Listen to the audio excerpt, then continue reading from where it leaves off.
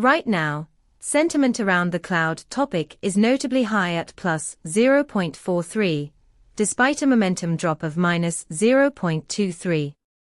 This divergence is intriguing. It suggests that while overall momentum is weakening, positive sentiment is gaining traction. You'll want to pay attention to this spike, especially since it indicates a growing optimism that isn't being reflected in immediate market movements. When you call our Sentiment API, you get a comprehensive view, sentiment score, momentum, and even 20 semantic clusters that highlight key themes driving this sentiment.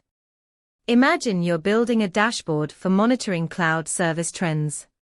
This data can help you identify bullish sentiment shifts, allowing you to make informed decisions on product strategies or customer outreach efforts. Dive deeper into this insight at pulsebit.lojenterprise.com/docs.